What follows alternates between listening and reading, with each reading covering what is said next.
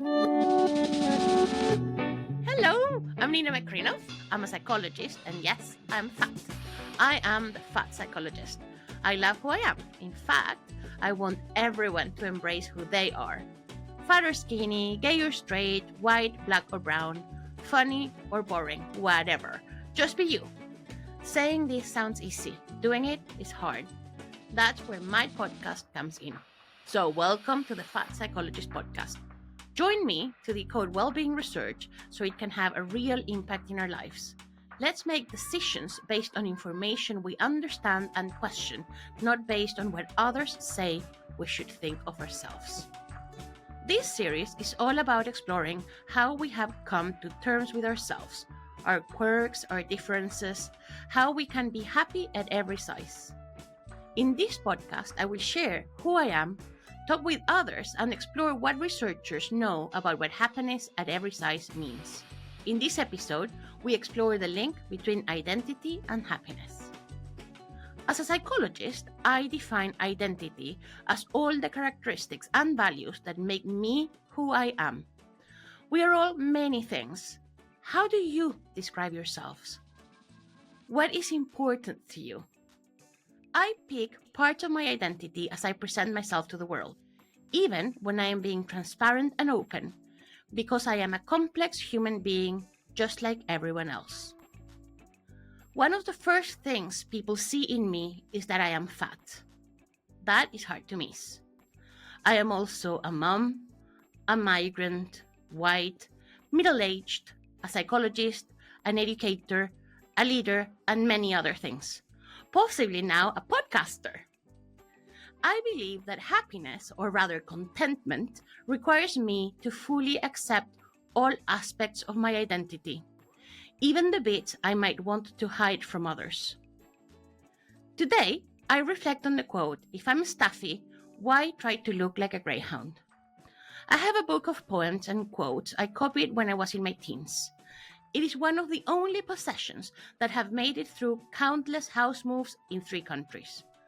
One of the quotes I copied but did not attribute says roughly, "Why not be yourselves? That is the secret of a good public speech. If one is a greyhound, why try to look like a Pekingese?" I adapted this slightly as I am no greyhound and look much more like my lovely Staffy, Casey, who my friend Nina, who's here with me, is terrified of. It is scary. She's scary. it's like... Anyway, the comparison also seemed apt, as I have a great friend who's tall and thin, as a greyhound, and I always laugh at how our dogs look like us.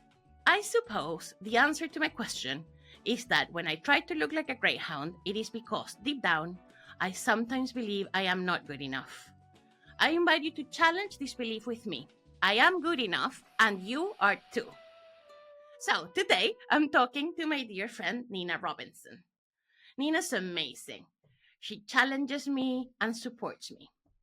I wanted her here today for 2 reasons. 1, she is the Unipod Fest director, and she organizes a podcast festival in Birmingham, which started me in this path. 2, Ninna is passionate about anti-racism and telling stories to celebrate identities.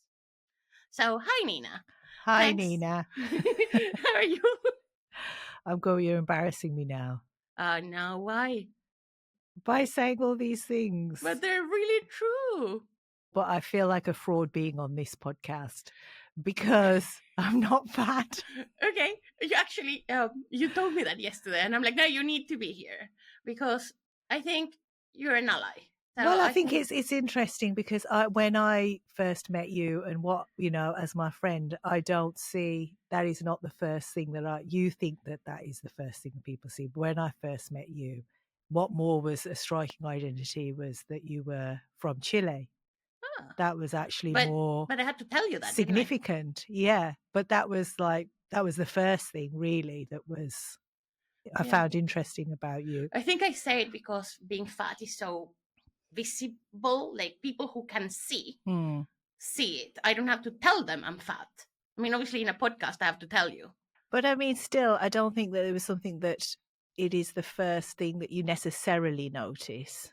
Like, okay, so I also have different identities as a South Asian female from Birmingham. I grew up in a working class family. So those are myriad of different identities. But I think that they're significant to me. But I don't think it depends on the context of how you're meeting people. So say if I'm in a networking event, so like an entrepreneur's networking event, then the South Asian thing, I think quickly doesn't come into the equation when you're meeting people. So I think it does depend on context. I don't know. I have the feel that identity is always there because people are reading us through what they see in us. And actually, you mentioned that Chile, for example, I'm Chilean. That's another one. And I was thinking the other day as I was listening to radio and podcasts that I don't think I've ever heard a second language English speaker in a podcast or in a broadcast. So I might be one of the only ones. And I think it's about, I think it's about the fact that being fat or being brown is things that people see right away, rather than the other things you have to disclose. But also I would say those identities are quite different. So the fact that I am South Asian, for example, I don't think you can equate that to having fatness as an identity. Okay, why? I think they're really different. In what sense? So why do you think that they're the same? Do you think that they're more similar?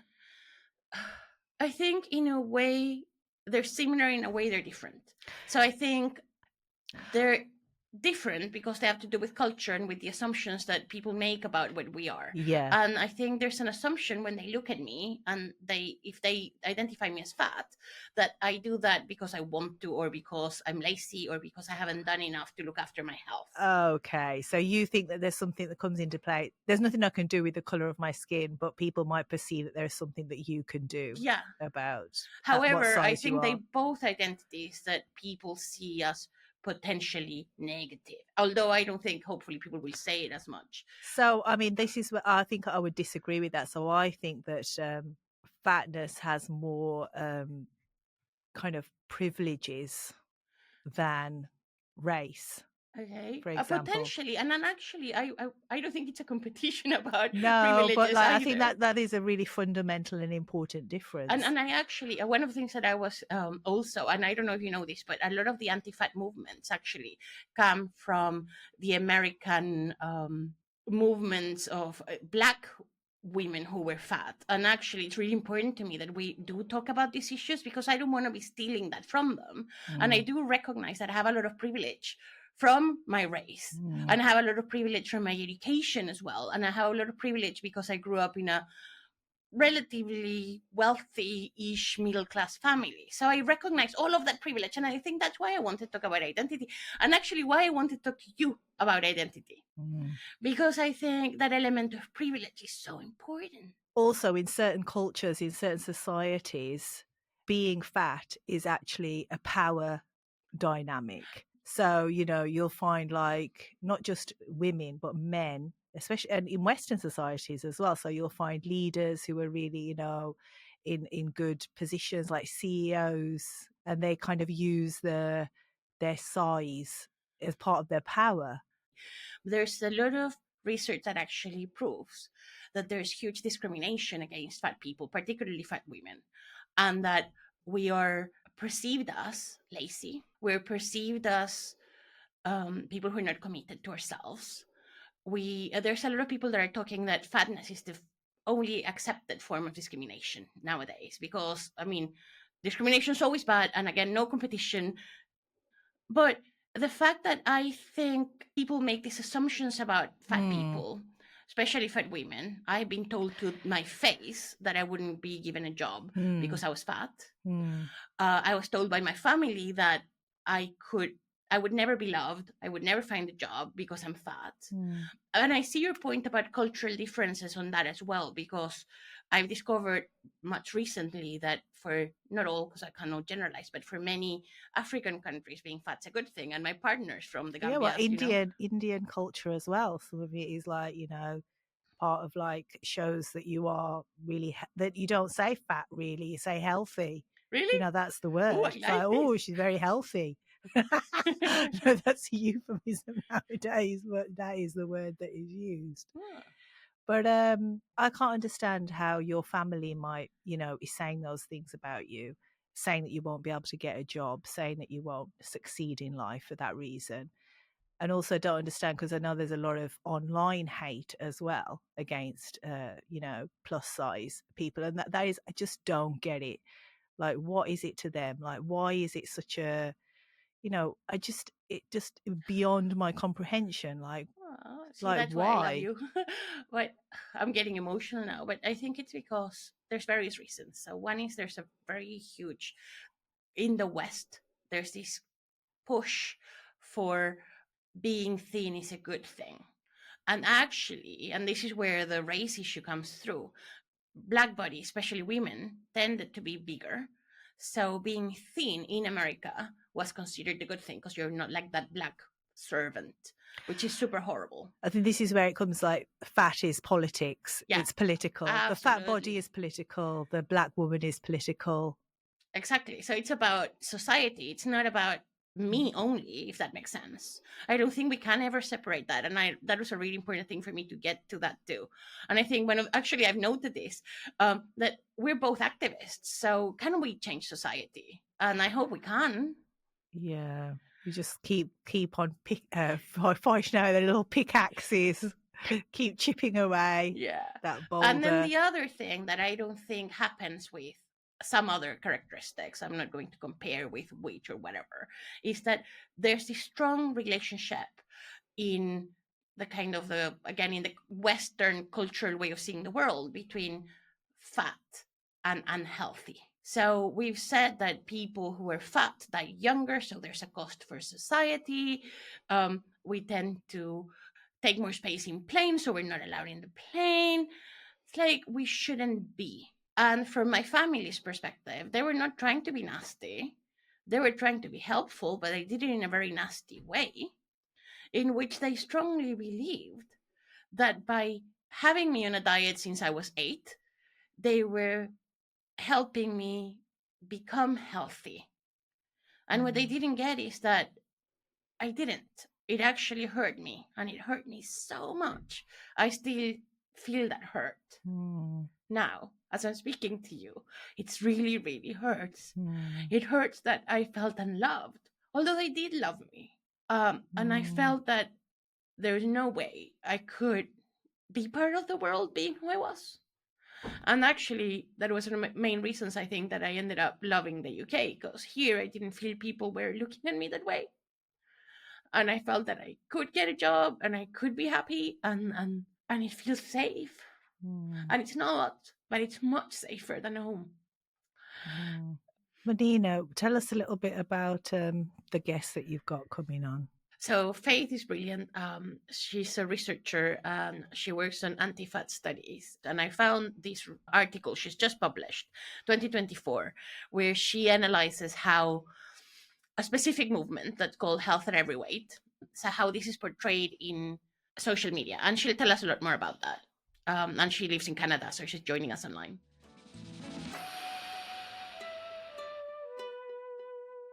I have been reflecting about identity and happiness as I prepare this episode. And I think there's a relationship between what we think about ourselves and what others say we should do or think. As an academic, I looked at recent literature on this subject, and I'm super excited that Faith Stadnyk, who recently published an academic article about how fat activism is portrayed in TikTok, has agreed to an interview. She's joining us from Canada. Thanks, Faith, for being here. We have been talking about identity, so how about we start there? How would you describe yourself? So I am a queer, white, fat, settler, cis woman. I also identify as disabled and neurodivergent, and I live and work on the unceded and unsurrendered Algonquin Anishinaabe territory. Thank you so much. And I actually was super excited when I read your article, not just because of the article, but because as an academic, disclosing your identities as you did in the article itself and as you do now can be a huge challenge. And I think it's a great way of showing others how we should be doing research as well. So thanks for that. On that, why do you mention identity in the research? Why was that important to you? Yeah, so in feminist research, and even social justice oriented research more broadly, explicitly engaging with your positionality in order to practice reflexivity or continuous questioning about how your social location or your identities shape the research that you're carrying out is quite commonplace. So the idea is that rather than trying to be objective and ignoring our potential biases, we're acknowledging that that's impossible when doing social research. And so rather we put ourselves really deeply in the research. And it's the idea that once you do it, then your research is ethical and you don't have to worry about how you're portraying the voices of identities that you don't belong to. And rather than do that, I really like Pillow's concept of uncomfortable reflexivity, where which I talk about in my article, but it's you know that what you're doing is uncomfortable and difficult. You know you're not going to get it right. I know as a white person, as a settler, I am not going to fully understand the lived experience of anti-Blackness, white supremacy, settler colonialism. And so it's not about that. And it's also not about saying, okay, well, I've acknowledged that, so now it's good. It's rather about like staying in that point of discomfort in order to do important work, because the alternative is leaving those systems and experiences out of the research, which is obviously just going to continue to perpetuate those experiences. So tell us more about the actual paper then. So what is it that you conclude in that paper? Yeah, I mean, I can give a little bit of context and then I can go into the findings from the article. Yeah, go for it. Health at Every Size is a framework of care, and it's actually trademarked by the Association for Size Diversity in Health, or ASDA, which a lot of people do not know because it is such a popular framework and it has really expanded on social media. And Health at Every Size was historically really largely dominated by white people and by thin people.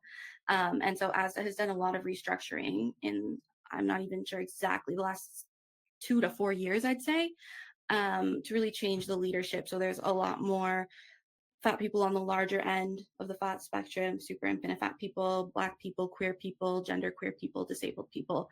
And the Health at Every Size principles have actually regone a new iteration like quite recently as well. One of the main changes was that intuitive eating and joyful movement, or intuitive movement, were moved from key principles of the framework to be more tools. What is intuitive eating? Yeah, so intuitive eating and joyful movement, or movement for well-being, or intuitive movement, it kind of has some different names that people call it, but intuitive eating, I believe it's 10 principles. I couldn't name them all off the top of my head, but it's things like reject the diet police, honor your hunger, honor your fullness. Essentially, the idea is, okay, so I'm not going to eat based on what someone is saying I should or have to eat, and I'm not going to eat to lose weight or to control my weight. I'm going to eat based on what makes me feel good and well in terms of mentally, spiritually, emotionally, but also physically. Yeah, it's basically, it's really popular in eating disorder care or anti-diet care, where people are coming from really restrictive mindsets, which we're all socialized and policed into. And then one of the principles of intuitive eating is moving for well-being or joyful movement or something. And Tally Rye is a UK anti-diet physical trainer, actually, who extended the principles of intuitive eating into this like joyful movement or intuitive movement framework. And it's the same thing. It's like a bunch of principles basically saying that you should move how much you want, when you want, to the degree you want. You should do activities that make you feel good. You shouldn't force yourself or punish yourself. You shouldn't moralize it. And so, yeah, these are basically tools for people to restructure their own personal habits. And people kind of thought of those things as health at every size. They were synonymous, and people were kind of missing the point that it's a framework of care. So it's supposed to increase access to care for fat people and provide quality care and establish quality healthcare as a human right for people regardless of their size. And so that looks like doctors that you can go to and you can say, I have these things, I need help. And they won't just say lose weight and send you away. They won't blame everything on your weight. They won't require you to lose weight. I was also kind of reacting to your story because I have loads of people who go like, no, but no, you clearly, doctors don't discriminate against you. And I'm like, I go to the doctor myself. I mean, you're right. I don't fit in the chair sometimes, all of these issues. And in the UK, at least they don't weigh me every single time I go in. But I've had asthma since I was a child. And I've asked for asthma medication and they just don't give it to me because there's like, you need to lose weight to get your asthma medication because clearly you can't breathe because you're fat.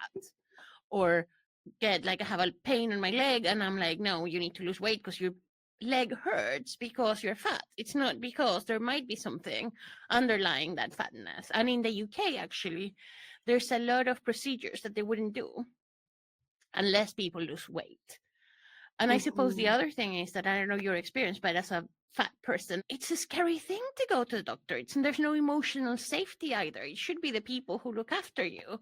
And actually, just the experience of going there, it's like, what will they say next? And what harm or what kind of bullying am I going to expose myself every time I am there? And even though in the UK, there's less bad than in Chile, for example, or in Mexico. So you looked at how this movement was being portrayed in social media, in TikTok in particular. Yeah, okay. So yeah, now that we have the context kind of set up, so this big critique, health at every size is healthist. But I have personal experience using the framework and it was extremely helpful to me. And it was my first dipping my toes into fat activism and fat liberation. And at the same time, I was also really frustrated with it because I was following all of these content creators and no one was posting anything about anything other than like food and exercise. So like it's supposed to be this like social justice aligned framework, but no one was talking about like Black Lives Matter or the wet, sweat, and land defenders because I was really into this during the first year of COVID. And anyway, so my research question is essentially like, what are the harms, limitations, and benefits of health at every size? And this specific article focuses on the harms and limitations. And so essentially what I found is, yes, health at every size performances or communication discussions on TikTok, which is what I looked at specifically, is embedded with healthism. I also noticed, though, that white supremacy, anti-Blackness, colonialism, ableism, and eugenic ideology were also really present in the data. And so that kind of led to the blending of these things in terms of maybe we're not fully understanding what healthism is and how it operates if all of these elements are so key to how healthism is operating in health at every size. And so besides just identifying these systems in the data, what I also did was argue for a shift from the definition of healthism to something called co-healthism, just to better capture the power relations involved in how health is weaponized against particular people. And so I can go into more detail on that if we go in that direction. But basically, it's just the idea of the in co-healthism is like co-constituting systems of oppression that are acting as a web to require health in order for a person to have value in society. It's defining health based on one's closeness to a normal or a normative body, so white, thin, able-bodied minded. And it's also promoting health promotion as removing and erasing people who are marked as unhealthy, so these people that don't meet these norms, and proliferating or extending or growing the norms for the people who do. And that's framed as health promotion, and that's framed as good for society, good for the biological and moral improvement of society. And so it's able to justify itself. Like everyone thinks, promoting health is good, but it can be so insidious because yes, providing well-being to people is good, but co-healthism is not.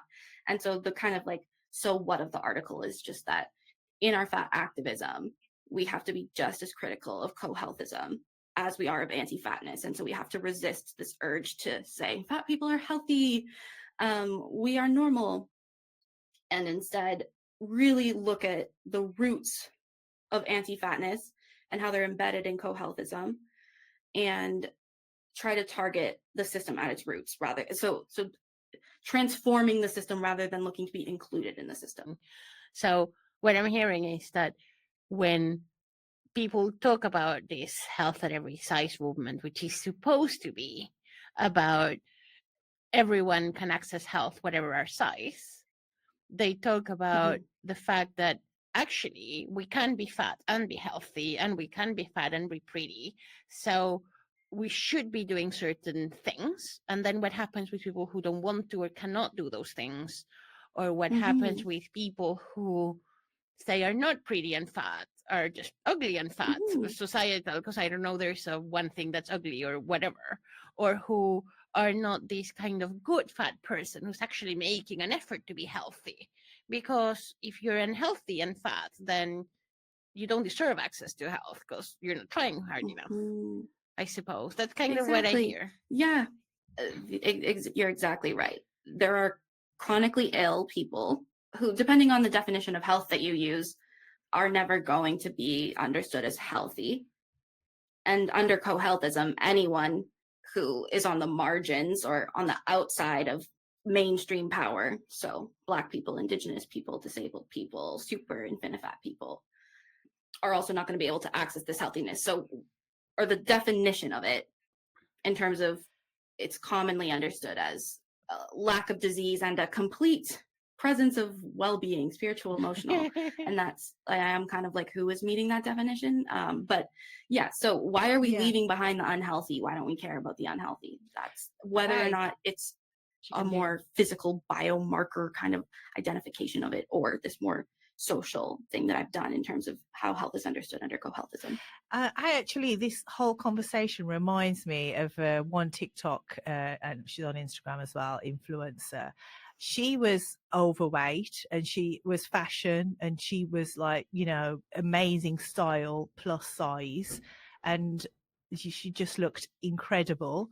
Well, it just goes to show like how the TikTok, so basically she got caught into this videos of her exercising, right? So then all of a sudden her like feeds were just full of her like being on the Peloton and just going crazy, and now she's lost loads of weight and you just see her sweaty and in gym clothes the whole time, half the size of what she was when why it was that she became so big on TikTok, and I'm just kind of like, I miss the one that was, that's what we liked about her, and now she's half of who she was, and it's not nice to see her sweaty in gym clothes, half the size that she was, But again, is it about, and I think you would have picked me on this one if I'd said something like that about race, but is it about like we want to see fat people as well?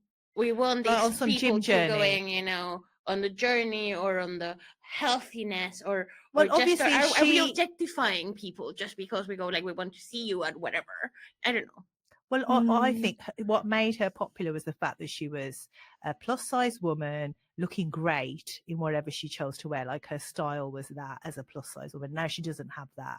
I just wonder that TikTok, the algorithm, how it actually feeds this gym culture, like that is like part of the algorithm. She probably saw like, But is it, and do you think it, I'm going to wonder, because I don't know, we haven't answered, but is it the algorithm or is it the people who are actually looking at that? It's it about, because it lends itself to extremes as well, doesn't it? Yeah. Faith, are there any like good TikTok people that you've come across? Like what constitutes good content? I really like Imani Barbarin. She goes by Crutches and Spice on social media, but she does like just videos on disability justice, fat activism, anti-racist activism, and so her work is very much kind of getting at what I'm getting at from the lived experience of someone who's experiencing all these things, but getting at the root of the problems. I honestly, she sounds great. I don't really follow a whole bunch of people on social media. Like I follow like 60 people, and it's mostly my friends.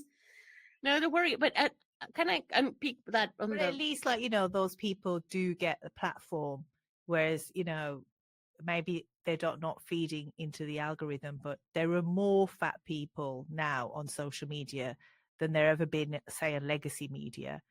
So the platform in general, is it a good place for fat people to be? Yes and no. The thing with social media is that you can kind of curate your page in a lot of ways. And I have another article with Fady Shanuda and Nicole Schott that I've co-authored with them. And it talks about targeted ads of oppression, working from Noble's idea of algorithms of oppression. And it's talking about anti-fat and sanist ads on social media and how they target people. And so that's kind of getting into what I'm getting at. But so you can curate your feed, but the algorithm is ultimately still driving it. And so, for example, if you're into health at every size and you're looking at all these health at every size posts, the algorithm might just think health and might associate health with weight loss. And you'll get a bunch of that popped in there too, because it just doesn't quite understand. And then you get targeted ads for like bariatric surgery or a shredding workout plan or a meal plan or whatever. And like, as you're trying to curate your feed, you still can't stop the incessant anti-fatness that the algorithm is feeding you through ads and through targeted posts. But yes, it allows for obviously like a grassroots resistance. A lot more fat people can just get on and be content creators as opposed to having to like get cast in traditional media. But yeah, the online world, social media is embedded with all the same systems of oppression as the real world. So it's not some sort of utopia. And you can find community and you can find niches on there, and you can, really curate your feed to the best of your ability. So going back to your research, you say in the results that besides these kind of negative portrayals, there's also some forms of liberation that you call healing and world building. In like one sentence, what would these be? Collective and community care of others that are going through similar pain as you. Through that care, you're both caring for yourself and others. So, and then thinking about our listeners and how they might be pursuing happiness because they're listening to this podcast on happiness at every size. How might your findings inform how I should do this and how we can help them? I think just the idea that happiness or well-being more broadly is not an individual or a personal endeavor. It is, and there are things that you can do to care for yourself. And that includes blocking anti-fat ads on social media, reporting them. It includes reading fat liberation literature and art. And it involves finding fat friends and following fat people on social media. And those things are caring for yourself, but you're also building community and just remembering the importance of cross-movement solidarity. So rather than thinking about just anti-fatness, fat liberation has always been a movement committed to cross-movement solidarity. And none of us can achieve happiness and well-being while these systems of oppression are largely constraining our lives. And so that is just as much an important element as finding redress while we're living in the systems, because we are living in the systems and we do need immediate relief and care. And yeah, community can be a huge part of that. Great. Thank you so much for your time. It's been lovely having you. And thank you. Thank you so much, Faith. Thank you. Thank you, you as well. Bye-bye. Bye. Quick chat. What do you think about when we were talking with Faith? That's really interesting because it's just a whole rabbit hole, or wherever you want to call it, going into looking at that kind of content on TikTok, especially. And I love people finding their communities. Like, I think it's brilliant, as bad as it is as well, because it depends a lot on who you end up with or who attacks you, or like, because I always had, when I had X, which I don't have anymore, Twitter, it felt like people were lovely, but then some people have terrible experiences. I don't go on X anymore. It's not good. I don't go on X anymore because of reasons. Are you on Threads? No. You should go on Threads. I might, yeah. And then, so with me, I think it was great hearing all of the things Faith has said, because I've obviously read the article and it's very academic and she uses these big words. But when we translate it in this idea that when we think of this co-healthism, it's just about the fact that we need to consider people's lived experiences and identities and understand that we all have elements of our identity that potentially give us privilege and others that give us that are part of oppression systems, and that we're there to support each other in the root. Is it like, you want, it's like letting the medical professionals, or telling the medical professionals, teaching them of different experiences. So they can't just turn around and say, oh, eat more healthy, when that a person probably might not have any control over what food they eat. Yeah, Somebody and else also is the fact making that it. genuinely all of the research there is out there, but also, would you stop? I'm going to use a kind of say there's other unhealthy behaviors. So, for example, there are a lot of extreme sports people who genuinely harm themselves. But no one would tell them stop your sports because of your health. Like it's seen as a good thing, or so it goes beyond that. It's about the fact that as a doctor, you're supposed to just care for the person who's there and the problem they have, and or this idea that they are helping you if they say all of this stuff that is not very helpful. It's not at all. I mean, I don't think it is. I don't think there's any fat person in the world who's never been told they should lose weight. And then that's why I was so interested in this concept of intuitive eating. Yeah. Because I mean, it sounds wonderful, that you can learn how to just appreciate and be with food and the love of food without having all of this extra kind of So do you have that as well, that kind of worry about the food? And because I don't have it anymore, I just enjoy it.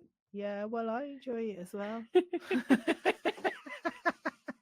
But yeah, let's go and have dinner.